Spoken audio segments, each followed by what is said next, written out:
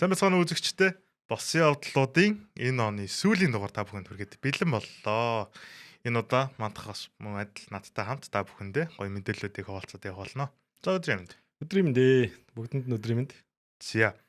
Хоёлоо драфтын ер нь бол одоо цуврал эхэлсэн яваад байгаа шүү дээ. Тэгээд энэ удаагийн дуугаар болохоор андрафтед тоглогч нар лигт амжилт гаргасан тохиолдлуудаас одоо хоёлоо сонирхолтойгоос нь хүрхэхээр ярилцсан тий. Тэгээд мөн адил цаг хугацааны хувьд 2000-аас хойш ингэдэг юм да. Тийм шүү дээ.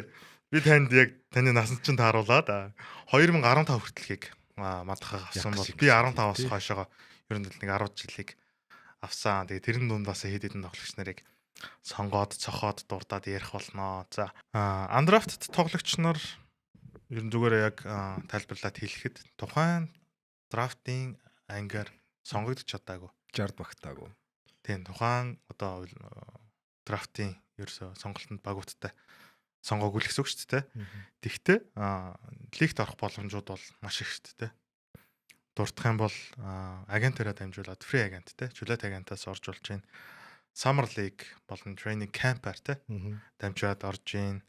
За хоёр талт гэрээгээр эсвэл 10 өдрийн гэрээгээр эсвэл G League-ээс ч гэдэг ч юм уу. Ер нь орох сонголтууд их гихтэй драфтаар сонгогдсон энэ албан ёсоор сонгогдсон тоглогч нараа бодвол гэрээний нөхцөл жоо хат байдаг те. Ер нь бол хизээч ажилгүй болж магадгүй. Эсвэл хизээч багт сонгогдож магадгүй нэг юм дэсний дөрөөн дээр яваад байдаг гэх юм уу? Ер нь драфтын эхний тойргийн эхний 5 сонголтын цалин ингээд тодорхой байж идэг. Гэрээний нөхцлүүд нь тодорхой сонгохол ингээд тэгнэ гэж байдаг. Дараагийн 6-аас 10 арай нэг өөр тэгээ 11-аас хойшлох тусмаа ингээд хэцүү болоо явдаг. Драфтын 2 дугаар тойрог руу ороод ирэхээр бүр заавал багтаа тоглохгүй ч байсан болдог. Жилиг рүү явуулдаг, өөр явуулдаг. Нөхцөл нь бүр ингээд драфттай хүмүүс их буураад байдаг бол андрафттай хүмүүс их бол бүр маш хатуу гэрээтэй байгаа шүү. Тийм маш хатуу гэрээтэй. Тэгээд миний эхний ярилцах тоглогч болохоор Алекс Карузо. За 94 он төрсэн Карузо. Тэгэхээр ч одоо ингээд 31-тэй 32 он гар 32 хүртлээ багийнхаа туршлагатай тоглогч болцоо явж байгаа. Өгн 32 гэдэг бол бас зарим тоглогч нарын ид вэ шүү дээ. Тэр нь бол ид үдээ явж байгаа маш гоё тоглогч. Тэгэхээр хүүхд төвхийг зүгээр товчхон дурдах юм бол 16 онд драфтаар сонгогдох чадаагүй. Гэхдээ Oklahoma City Blue буюу Thunder багийн жилийн багт одоо багта тоглолт хийсэн байгаа. Нэг 50-аад тоглолт хийсэн. Тэгээд үүнийхээ дараа Lakers багтай гэрээ хийгээд ер нь бол 4 үлрэлт тоглосон. Тэгээд 4 үлрэлт тоглохдоо өөрийгөө ямар хэмжээний тоглогч гэдэг харуулсан шүү дээ. Ер нь бол Lakers гэлтгүү NBA-ийн одоо үзэгчдийн фэнүүдийн хайртай тоглогч нарын нэг шүү дээ. Тийм, Lakers-ийн фэнүүдийн бүр хайртай тоглогч шүү дээ. Би ч одоо Lakers-ыг Kobe Guys маш олон жил ер нь дэмжиж явж байдаг. 20 оны буюу Bubble авраг. За Bubble аврагын тэр тоглолтууд дээр 2 тоглолтод финалийн тоглолтын 2 тоглолтод 20-с дээш аварга шийдсэн шүү дээ. Тийм тоглогчийн талаар яриад байна. Тэгээ хамгаалтаар мэдээж сайн. Гэхдээ үе яг тэр X Factor авсан оноонууд нь бол үнэхээр багт нэг усаагаар мэт хэрэгтэй яг тэр үедэд авдагаараа бас хүмүүст хайрлагддаг тоглогч тэр нэг л дээ.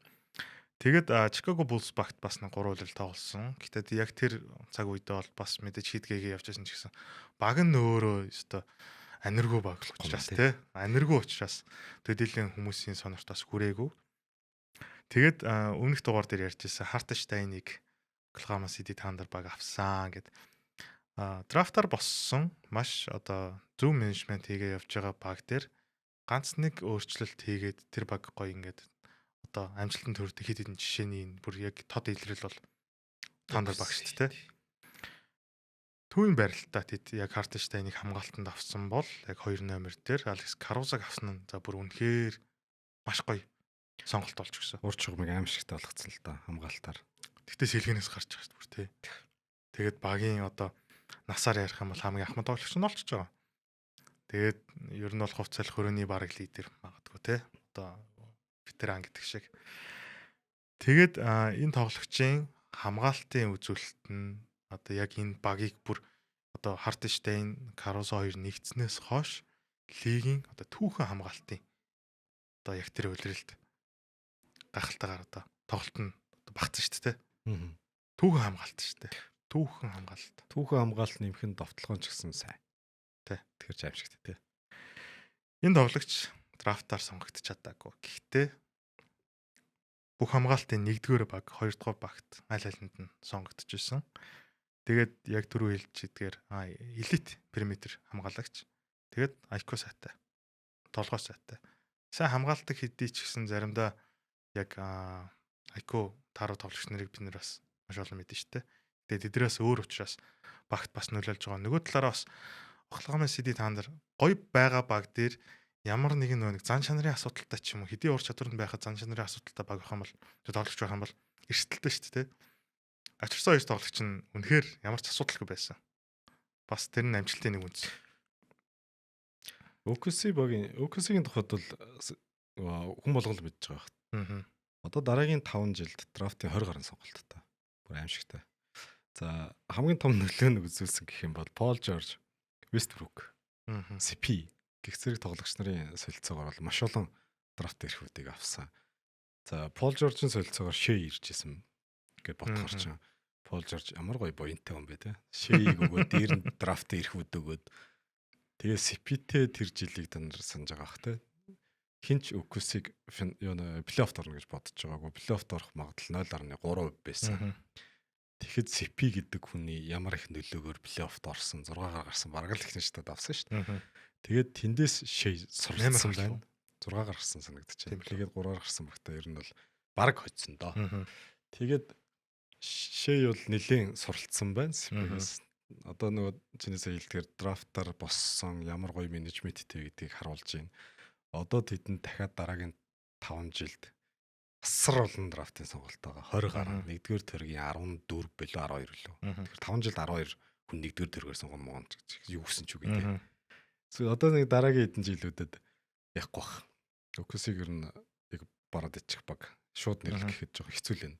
Тийм. Гэхдээ яг тэр драфтын эрхийг ашиглахгүй ч гэсэн драфтаар орж ирсэн Алекс Карузо тэдэнд хангалттай хэмжээний тусламж үзүүлнэ гэсэн одоо итгэл бүгдэд байх. Тэгээд Карашта ер нь бол нэг 120 гаруй сая долларын цалин одоо авч байгаа юм байна.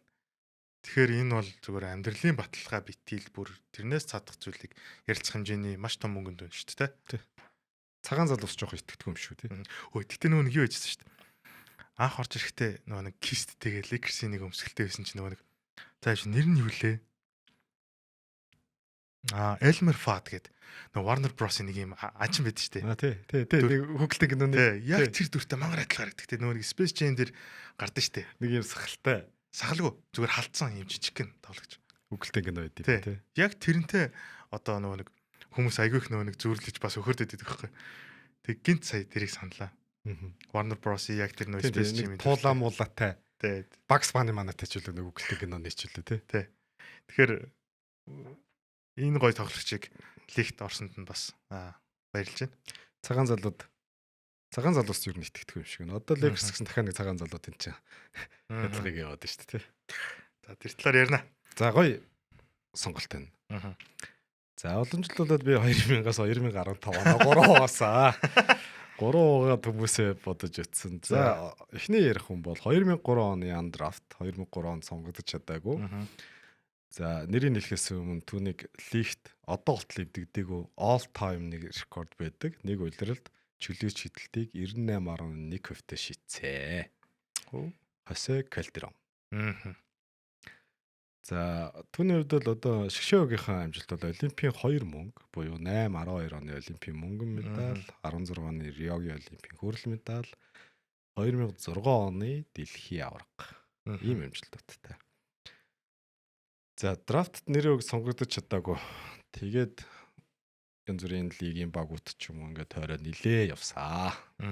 Баг хугацаанд явсан. Тэгээ 2005 онд 5-аас 5 онд Торонто итгэл хүлээлгэж ороод 5-аас 13 оныг хүртэл Торонтод тоглосон. За тэгээд үүнээс цааш бол одоо Детройт, Даллас, Нью-Йорк, Атланта, Lakers гэдэг маш олон багуудыг дамжсан. За Хосе Калдероны 98.1 гэдэг амжилтыг бол одоо болтол эвдээгүй. Хамгийн ойрхоноос Степ нэг 95%-тэй чөлөө шидэд ойртуулсан гэдэг. За тасралтгүй чөлөөч шидэл амжилттай болсон тоогоор ч гэсэн Хосе Калдерон нэлээд байдаг. За хүн болгоны маш сайн мэддэг 50-40 гэдэг клуб байдаг тий. За Хосе Калдерон бол 50-40 клубын гишүүн. Улиралд 90% чөлөө шийдэл, 50% довтлогоо, 40% гураа шийддэг. Ийм хүндэт клубын гишүүн. За, ер нь бол карьертаа бол 8.9 оноо 5.8 дамжуулт 2.4 самбар дундчилж байсан. За, түрүүний нэг аимшигтай 98% чөлөө шийдэлтэй 2008-аас 9 оны улиралд үзүүлж исэн байна. За, карьерийнх нь 3 онооны шийдэлтийн дээд хувь бол Детройт тоглож байсан үедээ 52% шийдчихсэн. Ийм хэрхэн байна. Калдерон гэхээр шууд Raptors-ийн өмсгөл саранд орж байна. Шууд л нүдэнд яг л тэгж бодож байна. Тэгэхээр яг тэр багийн л одоо өмнөөс өөрийгөө таниулсан тоглогч л байна л да. Зүгээр миний хувьд бол. Тэгээ яг тэр Торонто дээр бол одоо бидний маш сайн мэддэг. Майамид нэгдэжсэн. Chris Bosh, Калдерон гэдэг. Айгуу гоё бүрэлдэхүүн тий Торонто. Яг Америкийн зах зээл дээр байхгүй тий Торонтогийн биш Канадын төлөөлөл болсон Торонтогийн багийг бол Bosh-оор сайн мэддэг баг. Калдероноор сайн мэдчихээн. За, Дрюзнер сайн мэдчихээн. Кайл Лауригоор мэдчихээн гэдэг юм уу тий. Одоо авраг авснаар нь бол одоо Кавайч гэдэг юм уу тий. Гоё багийн төлөөлөл гоё холбогч байсан. Айгуу гоё ухаантай тоглодог. Ийм тоглогчийг сонголоо.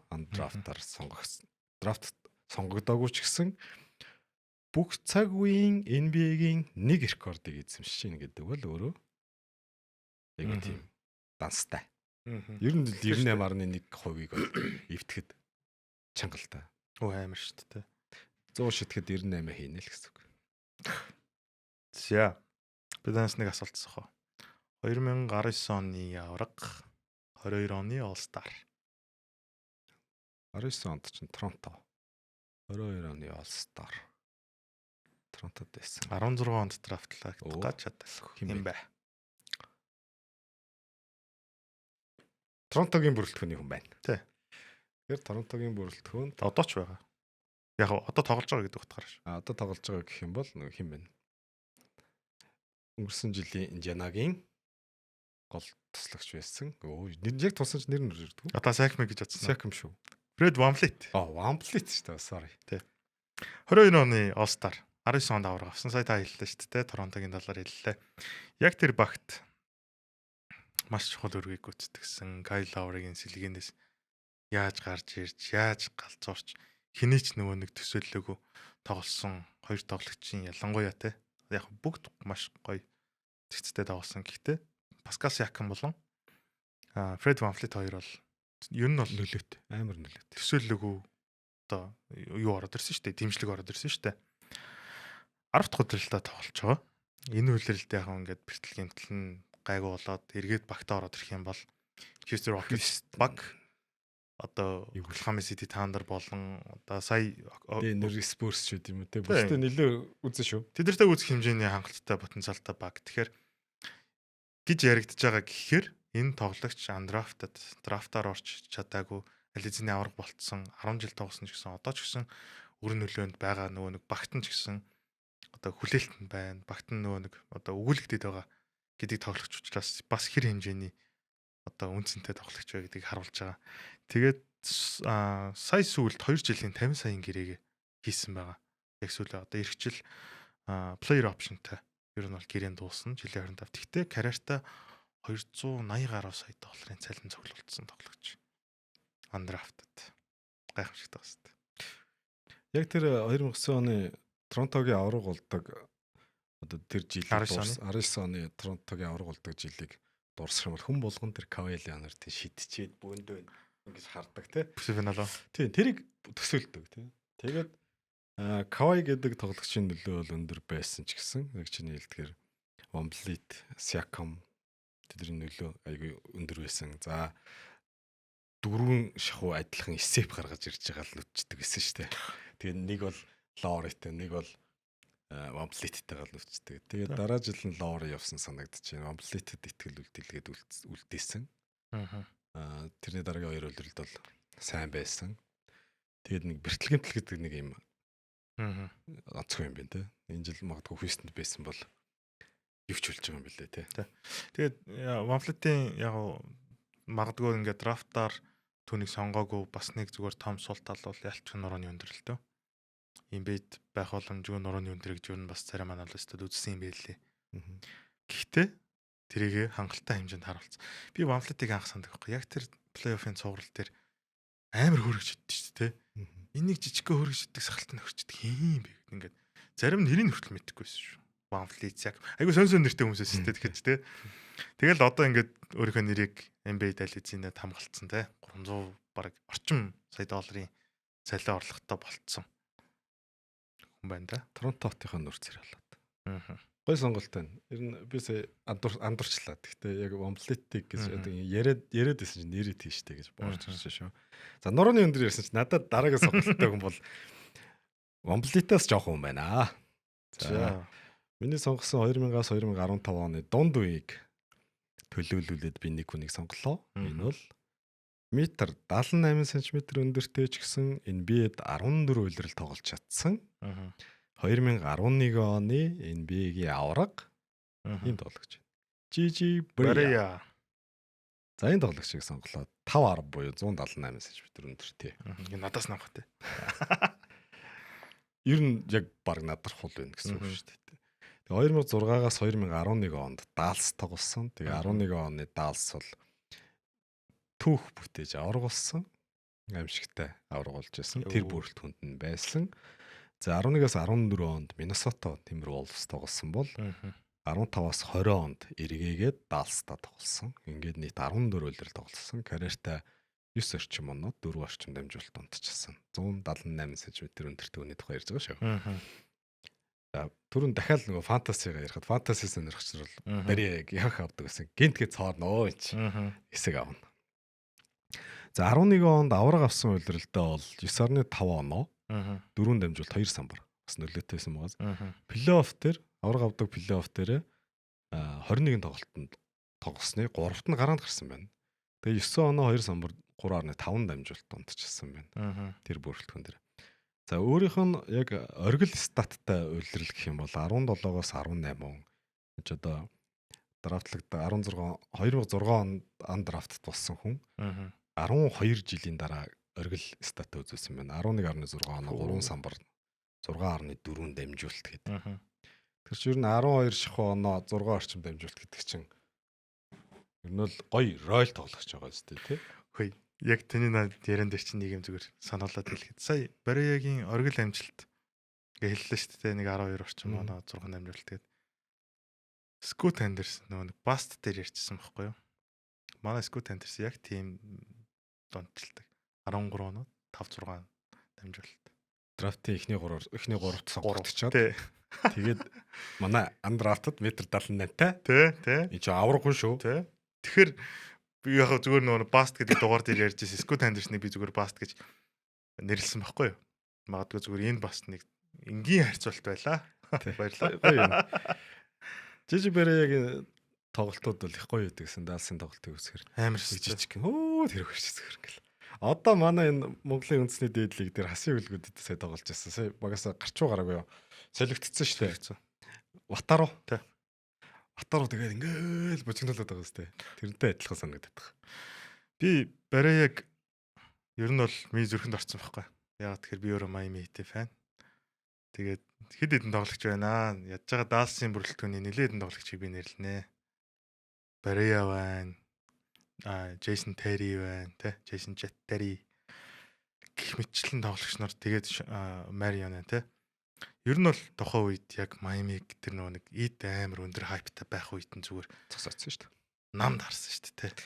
Даруулга нь болсон баг. Хөгшин даалсан. Амар хөгшин даалсан шүү дээ. Тэгээ яг тэр үеийн Брэя бол угаасаа бас алдаатай байсан. Яг үндэл жижиг гэрнэ.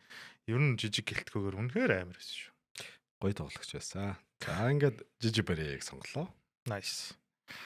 За миний одоо хэлэх тоглогчийг сонсоод та тухайн багийн скаутууд хэр сайн ажилласныг одоо мэднэ. За Austin Reeves. Андрафт тоглогч та. Би Austin Reeves-ийг одоо хүмүүс танилцуулаад явах хэрэгтэй. Угаасаа ямар хэмжээний яаж тоглож байгааг нь одоо хүмүүс мэдчихэж байгаа. Шахууд унтчлаад байгаа хүний талаар ярьж штэ одоо. Тий, 27.8 оноо. MVP-ийн өрсөлдөөнд. Одоо MVP-ийн өрсөлдөөн шинжлэхтэй гарсан те. Эхний 10 байрын яг нэг Том Аун ингээд Америкт ороод ирлээ. Тэрэн дунд эхний 10 дунд Austin Reeves яваад байгаа. Хамгийн гол нь хажууд нь Luka Doncic. байгаа, LeBron байгаа. Яг нөгөөд нь ингээд нэг ганц нэг тоглолт моголт гэж явж байгаа боловч хажууд нь байгаад байгаа байхгүй. Тэгэхээр хэр хэмжээний ямар одоо тий өөрийгөө бүр ингээд жилээс жилд уйлралд ингээд харуулад батлаад бас л нөгөө нэг хүн олонний хайрыг татаад явж байгаа тоглогч нарын нэг.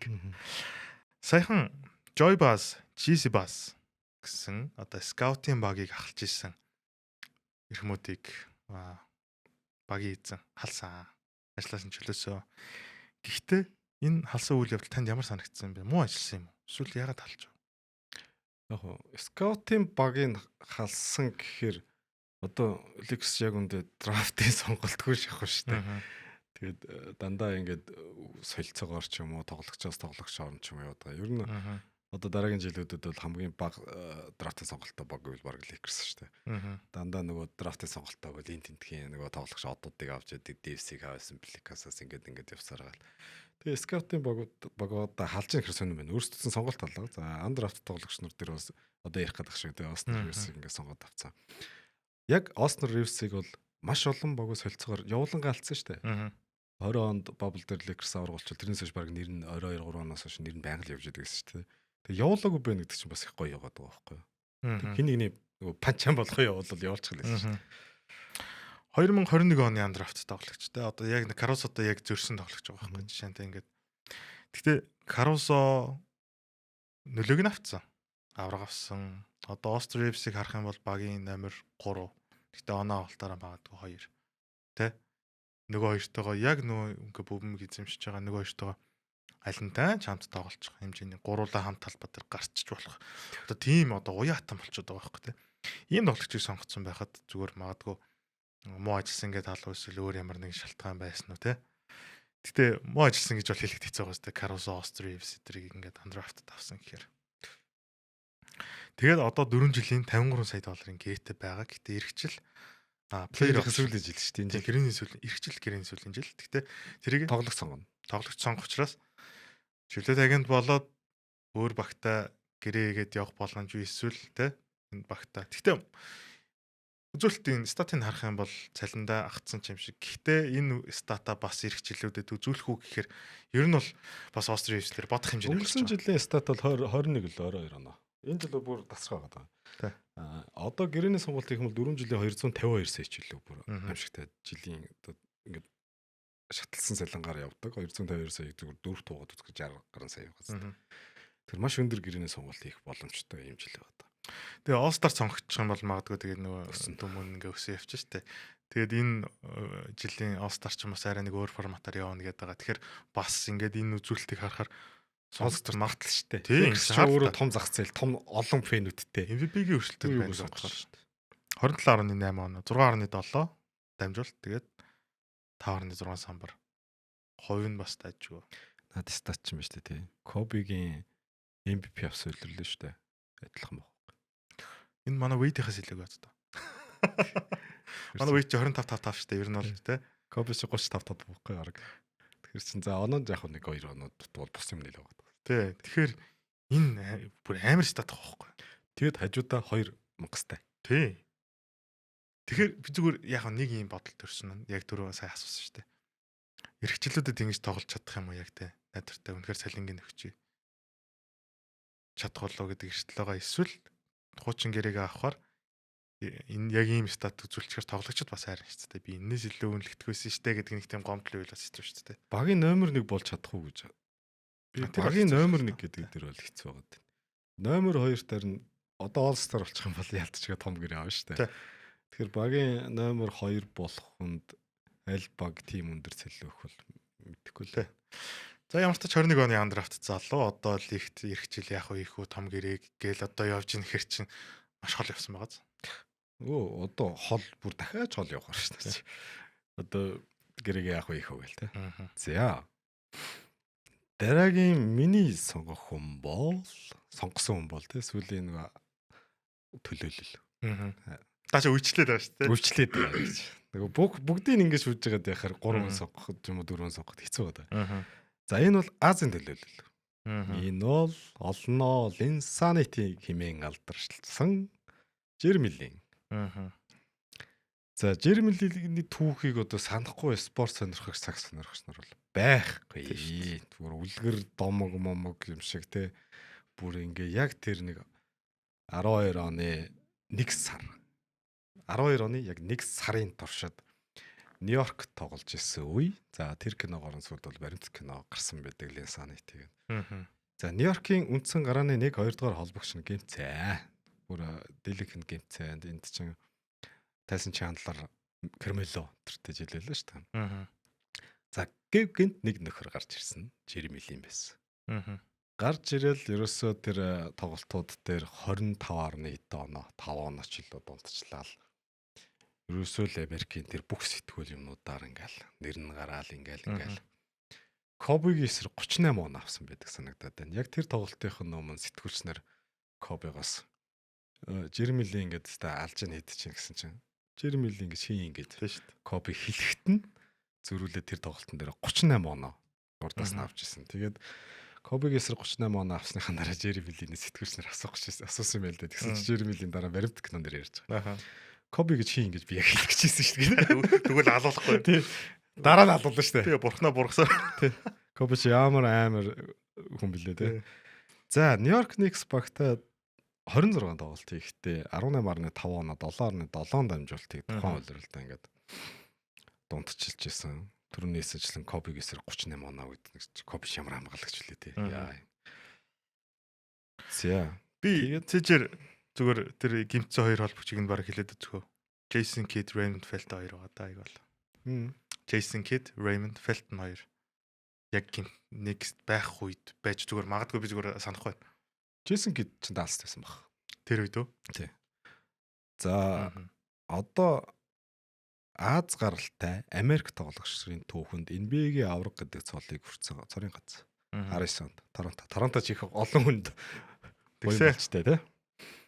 За ер нь бол яг карьерийнхаа туршид бол 9 үйлрлийг NBA-д өнгөрүүлэхдээ 11.6 оноо 4.3 дамжуулалт 2.8 самбар дундчилсан. Харвардын их сургуулиас ер нь орж ирсэн тоглогч. Харвардаас ер нь сагсчин хэл гэвэл яг үндэ орж ирэхгүй байна. Харвардыг ч хүн болгоо мэдчихэж байгаа амар тийм топ зэрэглэлийн одоо оюунлаг тий. Сэхэт хүмүүс тий. Тэгэхээр тэндээс гарч ирсэн сагсчин. Тэр дундаа Аз гаралтай сагсчин. За East Asian Super League-ийн хүрээнд 50-ны шиг 50-ны багтай New Taipei Kings одоо манайхаас маш сайн мэдж байгаа. Тэр багтай East Asian Super League дээр хүрэл медаль хүртчихсэн. Урдчилан жилийн үйлрэл дээр. Тэгээд энэ жил харамстай нь албан ёсоор зодог тайлсан Жереми Линий хувьд. Бид нар BCL-ийн аялын тоглолтын хүрээнд 50-нд очив. 50-нд очичоод яг нэг New Taipei King-ийн ордонд ороход өөрөө яг юм тусдаа корт сайд дээр бэлтгэл хийж идэм билээ. Ганцаараа дүүтэйгээ хуйлахнаа. Тэгээ хамгаалагч нар цогсцоо оруулдаггүй.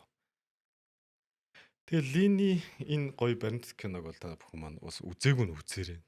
Ямар амар өндөр тийм гоё бүр ингээ догтлуулсан те. Гинт нэг Аз нөхөр гарч ирэл тэнцэж бүр кино амар кино. Дуурсахаар л гоё санагдаад амар. Тэгээ сүүлд нь Жереми Лин ч явсаар хагаад Бруклин Интер дээрэл те. Айгуу гоё. Нэлээд гоё. 9 жил гэдэг чинь бол энэ бид бол баггүй хугацаа. Дийлэх тоглогч нар чинь 5 жил дотор л тоглодог те. Та хоёр бас явдал дээрээс нэг судалгаа хийсэн. Тэгэхээр 9 жил гэдэг бол баггүй хугацаа. Өнгөрөхдөө өөртөө кинотой болоод дуссан тоглогчийн талаар. Энэ хүн бол андрафт тоглогч байсан юм аа.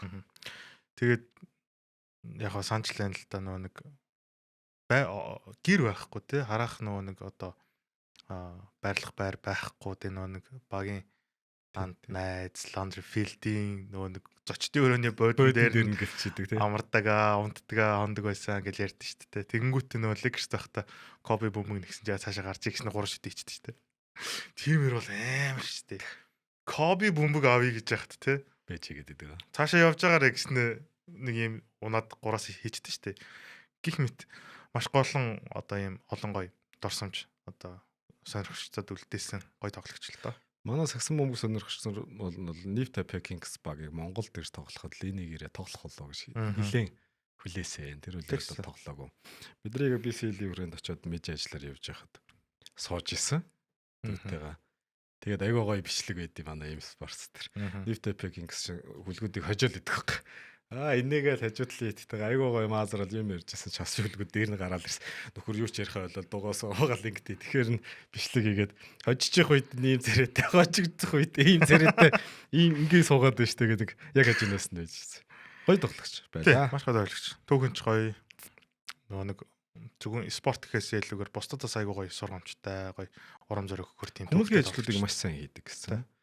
Тэгээд ер нь бол хятадын зах зээлч гэдэг юм уу, Америкч бодлогын өрөөнд хятадаас Яомич гэдэг юм уу, тэг янз бүрийн том зах зээл рүү орохын тулд тоглогч авдаг бол Жермилийн хувьд бол Орсныхаа дараа ер нь энэ холбогдсон хүн байж штэ тий. Албаар нь одоо хятадаас хүн авсан биш.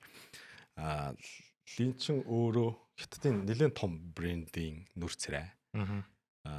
Юу штэ. Лининг брендийн нүр царай. Ийм тоглогч. Тэ нөгөө нэг хүч хөдөлмөрөөр гарч ирсэн. Тэгэл боломжоо ашигласан. Гоё тоглож байна. За. Өнөөдрийн хоёулын бэлдсэн сэдв ингээд дуусч байна те. Тэгээд өнөөдрийн ч гэлтгүү энэ жилийн хамгийн сүүлийн дугаар байлаа. 2025 оны сүүлийн дугаараа та бүхэнд хүргээд өндөрлөж байна. Тэгээд энэ үйлрэлд энэ жилд бид нартай хамт байсан та бүхэндээ баярлалаа. Хуучин явж исэн нэвтрүүлгийг бид нар дахин шинжилээд эргээд бас явуулсан бас сонирхолтой байна те. Тэгээд хамт бас хөтлсөн мандаахтаа бас баярлалаа. Тэгээд эх 26 онд үүнээс илүү сонирхолтой спортын түүхэнд болсон цоошин болон өнгөрсөн түүхүүдийг хуваалцуулна. Тэгээд эрхчил болтлоо тэр баяртай. 26 онд бол баяртай. Баяртай. Шинэ жилийн мэнд хүргэе. Сайхан баярлалаа. Бүгдээрээ сайхан баярлалаа.